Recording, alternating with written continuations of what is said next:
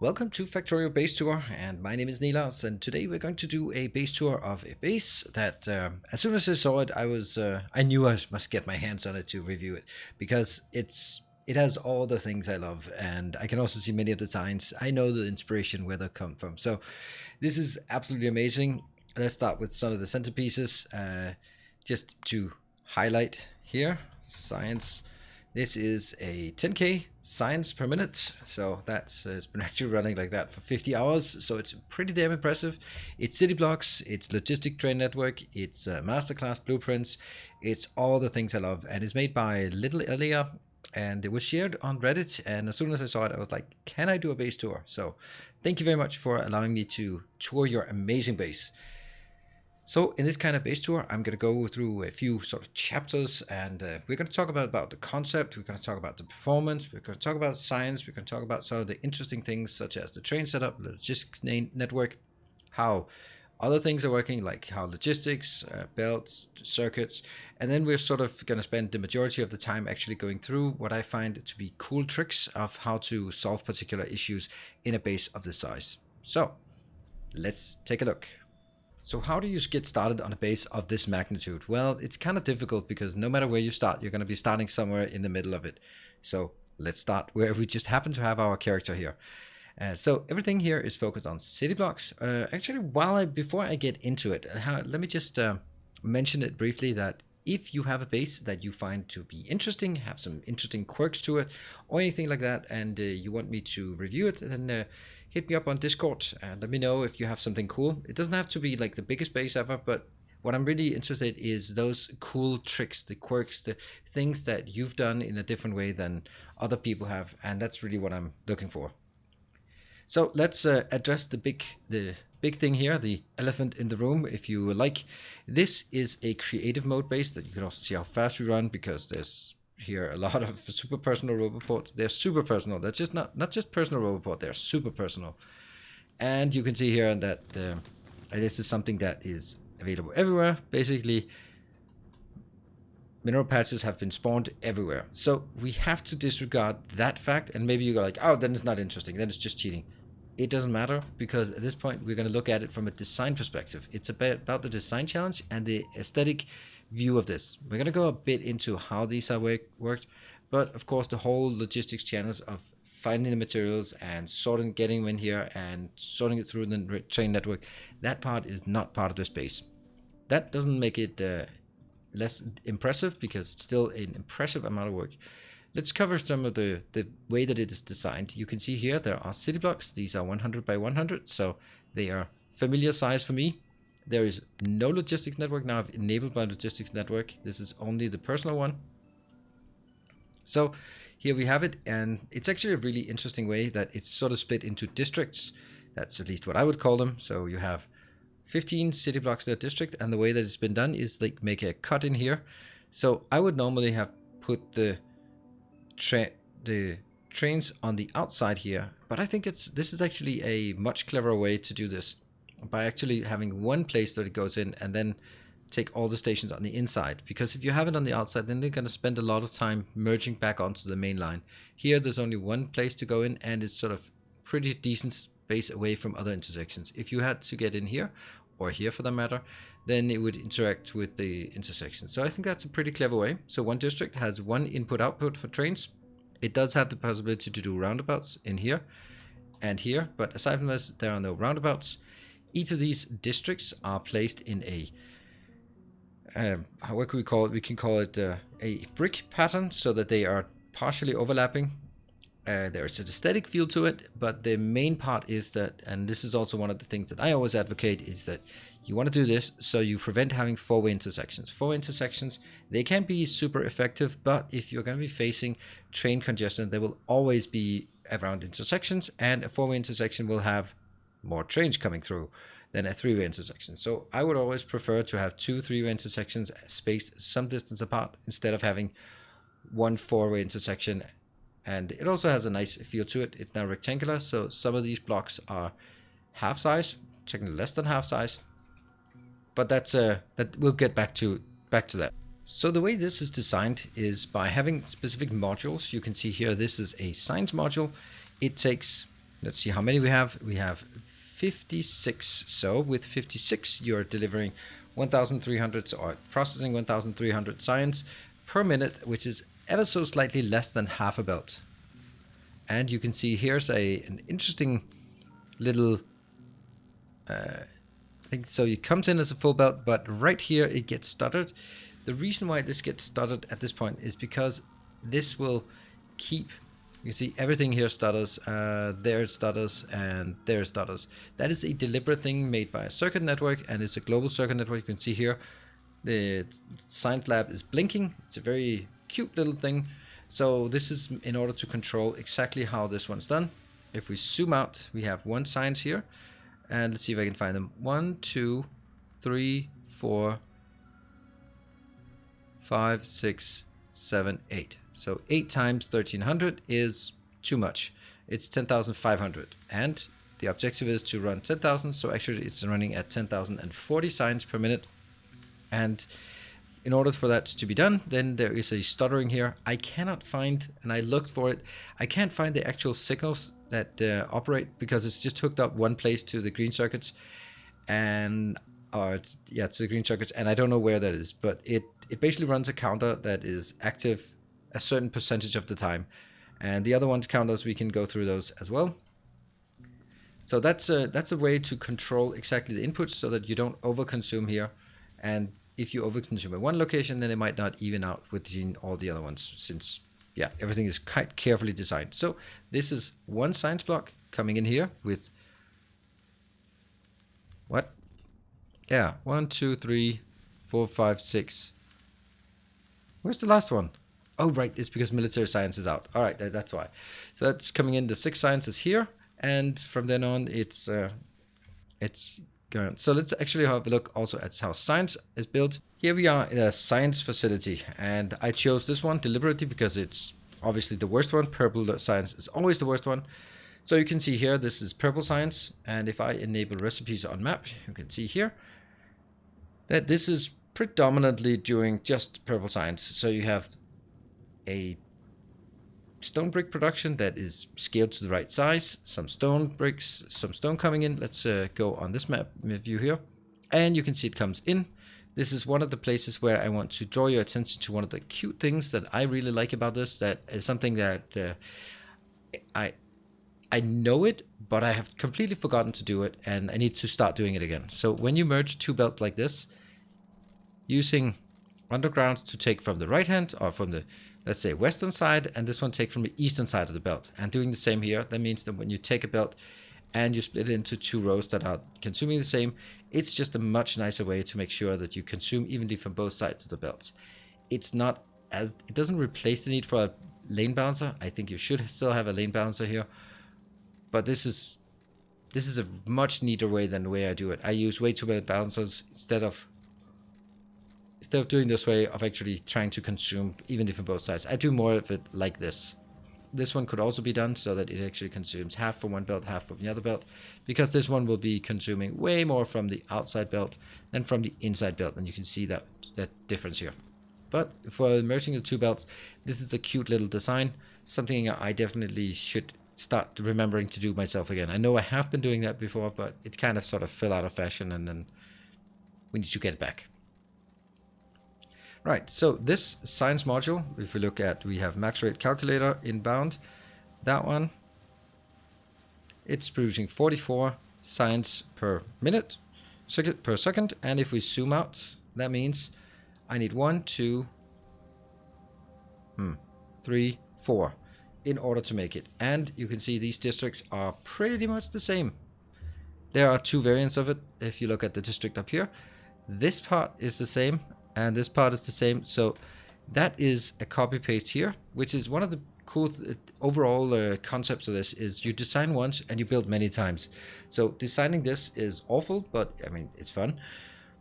But then once you've designed it, you can just stamp it down 1, 2, 3, 4. Or maybe this has been built towards a 5K signs, and then once that was done, go like, hey, I'm just going to double it. The difference here is that I will also have some, or this one, it has blue signs and green signs, and this one has yellow signs and just some additional green circuits. And I also want to just highlight this one. Okay, aside from the belt balancing, aside from the belt weaving thing, which I don't like, but aside from that, what I really like here is, that's an interesting way of handling it. I really like the fact that it's in line here. The green dots, orange dots things, that's bottleneck. I would not add bottleneck to this one, but yeah, so this is a cute design where it's just 8 beacons all the way down, and it works at a pretty good ratio here. If we look at it, you can see that is outputting 1.7, it's inputting 1.3, so that's good. It's outputting 1.7 and it's inputting 1.3, so that's good. It's outputting 70, it's inputting 40, that's also good. It's outputting 30, inputting 35, well, but then it's not going to use all of those anyway. And so all of this, where is it? That one is now 5.5-ish coming out of that. Well, it is 5.5. So that goes in here. You can see the belt is almost full, but not quite. Woof, that was a quick little one. And it goes in here and becomes available to the Logistics Train Network. And I don't actually think that this is necessary to use Logistics Train Network for this with the new setup in version 1.1. I think you could do it without Logistics Train Network. Let's take a look at the performance, because that's one of the really interesting things. I'm going to zoom out here so we have some darkness out here, and I'm going to go hit F5 so we can see here it's running currently at, it's actually running a bit more than was previously. It's about 15 on my PC. Oh, right. Of course, I know why. It's because I'm recording now. I was just testing it earlier without recording. And so even on my PC, while I'm recording, it's still running 14, 15 updates. Let's call it 15 updates, which is still less than the 16.67 that is where you start losing frames. And you can see the split here. And this is what these are the really interesting things. Like transport lines, this is belts. I think this is pretty low. Circuit network, that is very high. That is extremely high, and there's a good reason why it's how high, but that's the one I would try to work on getting down. Entity update, well, this is the one you can't really do a lot of things to mitigate. It's pretty efficient on entity updates. Electric network, yeah, it is what it is. Trains is not much, actually. There's a lot of trains in this network, and one of the most interesting things is if you look at Logistic Train Network, don't let anyone tell you that Logistics Train Network is hungry for updates or it's inefficient on updates. It's very effective. Actually, it looks like Bottleneck is also not as bad as it used to be. Bottleneck used to be one of those that killed performance, but it doesn't seem to be anymore. And then creative mode is also taking some. So basically, if you look at this, the only thing that from an update perspective that I think you could really optimize would be the circuit network.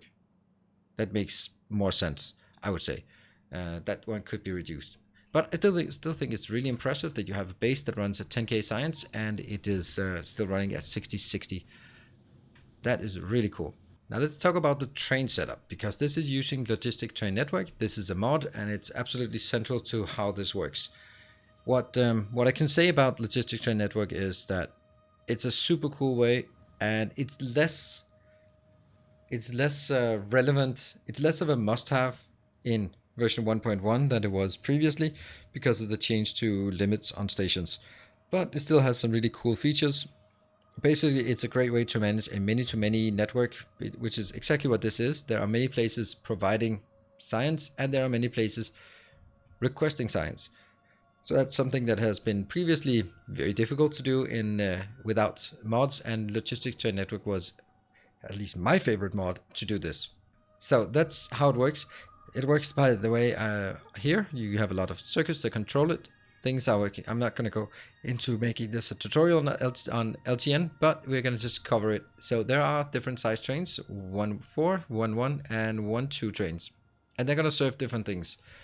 What is being done is over here in these stations, let me just not get run over, that would be so embarrassing.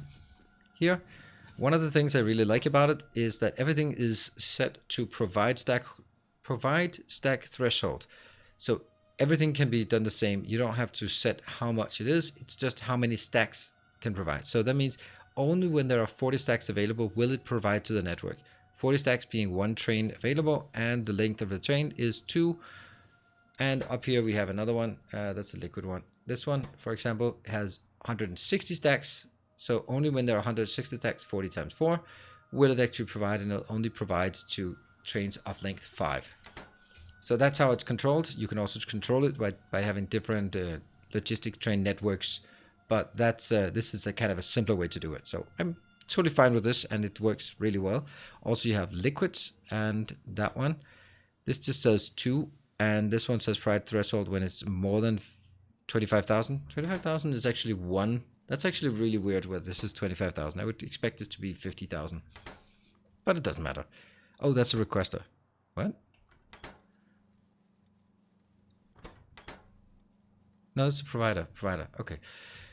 So this is a, oh, let me just not stand on tracks. So this location here is just doing a lot of stuff, and it's requesting things. Let's move over here to the requesters here. And this is, again, this is one of the places that I do want to mention a bit of a quirk here. I think this one really should have some, balance up. But then again, I mean, it's me. I always want balance up, unless it's intentional that you only want on one side. Yeah, no, it's not. It's just that it consumes so heavily for one side that it's going to be unbalanced here. It's not going to be a problem because this is a very big train and it's just going into a very minuscule production. But just out of principle, this doesn't look right that it's unbalanced. So all of the loaders, I would say, they can be better than this. They definitely can. The way it works is sort of the standard logistic train network way. By it says the green wire summarizes what is in the boxes, and then that's going to be a positive number, and that will be subtracted from the total demand. So it demands 48,000 minus however much is in there. That becomes a negative number, which is the negative number that's minus 12,000. And then it has to be balanced. The 12,000 has to be balanced versus a stack of 160 stacks, so that it has to be able to unload a full train by getting in here, which is not the case yet. It has to go to 16,000. And the red one is coming in from here, basically just saying you are only unloading iron. So if something messes up, it's not accidentally unloading whatever train comes in if you make a mistake during your LTN setup. That hasn't been known to happen from time to time. And generally, the way that the items are provided to the network is, you can see a lot of things are provided or are made locally. So for example, here's a lot of copper that's made locally and goes into the low density structures. Likewise, you can also see up here for the purple, you can see that a lot of the steel is being produced directly for the purple signs. So there are some things that will be requested, and that's basically, I think that if by reverse engineering or trying to decipher it, it seems like anything that is needed for science is being requested, so that science can be produced. And let's have a look at the yellow science. That's this one. So this one takes raw materials in terms of batteries, iron, steel coming in here. Green circuits are also being requested. Yep, green circuits being requested. No, that's actually being produced locally. Interesting. And it's taking blue circuits inbound. And here, so it has sort of some subcomponents being built. First, it builds the engines, becomes electric engines, becomes robot frames, becomes yellow signs, and then the yellow signs goes back, and that should be close to 1 full belt, but it's not actually. Oh, only 30. Okay. And then that goes back onto the belt. Here's another thing that I think is both really interesting and also something you'd always want to see is the rocket launching facilities. Here there are 8 rocket launchers. There are 2 of these modules. That's how we get to more. And basically I really like the way that these are coming in at almost full belts, and then they're being split into the side here. They're actually having 2 stacks here. I don't know. I think I'll just make do with 1 stack here. But I really like it, again, doing this idea of only taking from one side and then taking the other thing to the other side. Let me see. That one there to that side. That one goes around and merges in. Okay. So it basically comes in here and merges around that way. Okay, I'm going to get a little away because it's kind of loud. And further up here, we're making the satellites as they're being built. So this is a really neat locations as well, and there are 2 of those. Now here is the thing that I have been, at first I was a bit puzzled on what happened here, because you can see that green wire goes through all these inserters, and this is the reason why the circuit network is taking so much, because there are way too many things that are fired up on this one, at least in my opinion. So the point of this is, and this also says in the Imgur, the Reddit article and the photo library, that it says that this is in order to keep these on a rhythm. You can see on the green wire here, if you look at the O or the 0 icon, it just flips over. It counts to, I don't know, less than 200, about 200, and then it goes around, and these ones are triggering when it gets to here to 1, to when that's doing 1. So every cycle it unloads. The idea of this, and I like that idea, is that if you have a fully flowing belt, then by having them on a rhythm, they all insert at the same time, and they will perfectly fill the belt. However, this is not consuming a full belt. If we look at this, that one, it's not consuming a full belt. It's only consuming 36. So what happens when you are consuming 36 is that if you look at this, maybe while it's the time it takes for all of these, for the belt to clear, which is exactly the time that it would ask all of them to insert, then you'll see that they are not actually working in sync anymore, because the belt has not cleared, because it's not consumed fast enough, and therefore when it goes in rhythm, some of these will not be ready to swing again, because they're still sort of holding, and then they'll input a few, and then they'll swing back, and then they'll be out of sync, and that's why you can see that they are not all syncing at the same time. You see, they're not swinging here at this exactly the same time, and I think they should. So this system is designed to leave a full belt, but that only really matters when you're consuming a full belt. So the only reason you'd want to make sure that this one is absolutely delivering a full belt, which you can see if you take this one, it's going to be at 22.5 exactly outbound, because there are no productivity modules, which is also a bit iffy, but I like the fact that it's exactly 250 at 22.5. So you need to be able to synchronize them so that they exactly go out and they will never sort of stall. That only works if the consumption is there, so the belt clears fast enough, but it's not the case because it's only consuming 36 per second. So since it's not consuming a full belt, then there's also not really a point to having this one forcing it in. I guarantee you that it would be possible for this one to fill up a belt without fill up this belt, because this belt is only consuming 36. It can easily fill up 36 without these conditions here. So it's kind of like I like the idea of adding this circuit to force it to be a full belt, but since it's not consuming a full belt, then it actually kind of breaks, and it's also kind of irrelevant. And that's why this is what I meant by you can actually optimize it here. It's a really cool idea. I don't know exactly how it would improve it. In this case, I would just take it out because it's not consuming. But there might be other places where the consumption is much closer to a full belt, where you actually kind of need this. What about the iron? The iron is even less. That's 33. Yeah. So that's one of those things where I think that it could be improved by taking that. Also, I think that working without productivity modules in mind is just it's a bit jarring to me, because in a normal setup you'd always have productivity in your furnaces, not your mines, but in your furnaces for sure. And yeah, and that kind of goes back to this part.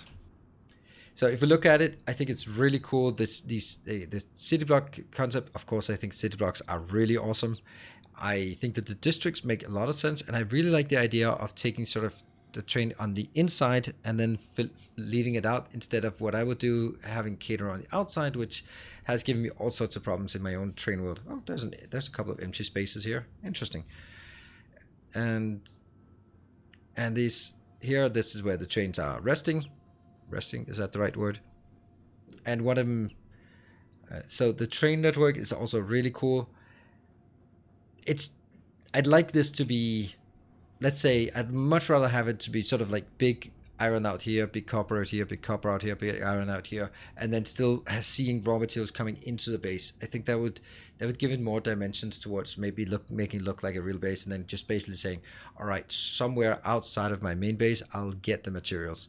This becomes a bit too gimmicky, in my opinion, for builds such as this one, for example, where there's a little patch of uranium here and a little patch of iron here. And because of that, there's no need for bringing things inbound and outbound. And also there's an oil here and water. So it it kind of, that's a bit too much in my opinion for this. But if that just means we have to take it aside and say this is not about building a realistic base. This is about the design of building something which is hugely symmetric and performs extremely well. And it could also be way smaller if the mines were outside. I'm also pretty sure that all these mines are woefully overscaled, like 11 billion, I guess. That's a lot. Yeah. So I mean, this base, you can just dig in and just enjoy a lot of things. One of the things that I'm really enjoying about it is that I can go to a lot of these builds. Let's say some green circuits, for example, and that looks remarkably familiar to what I have done in my masterclass, which is super cool. And if I look at this one, the red signs, oh, I know this. It's just improved. Oh no, station found some sulfuric acid. Oh no, it's gonna crash. It's probably just a short second here.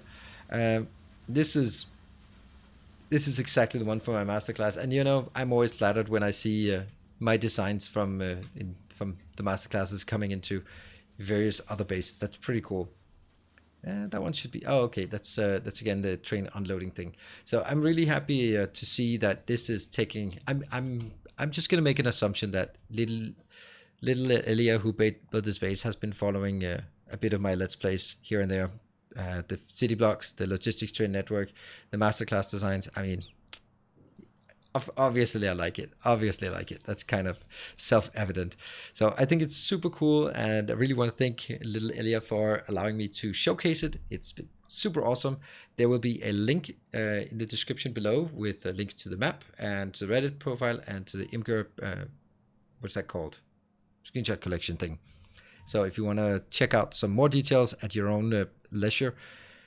And yeah, I'm just gonna leave it to this. If you have a base that you would like for me to showcase, then by all means hit me up on Discord. I'm not gonna guarantee that I'm gonna do all those, but if it has something that's quirky, interesting, different from what we normally see, then I'd very much like to do it. Or if you have a base that is basically you're stuck and you don't know how to proceed, and you basically want to have a professional do a review of it and come up with suggestions about, okay, you might want to focus on this thing, instead of basically a fix my base, anything like that, just let me know. I think that would be interesting, because I think it's great to get inspiration for my own game and also inspiration for your games by looking at sharing some of the cool things that's going on in the community. So thank you very much for watching. I hope you've enjoyed it. If you have, then hit the like button. Let me know in the comment section below if there's something more, less, different you want to see. And if you haven't already, then maybe consider subscribing to the channel. There's lots of Factorio content and other content as well. Thank you for watching, and as always, stay effective.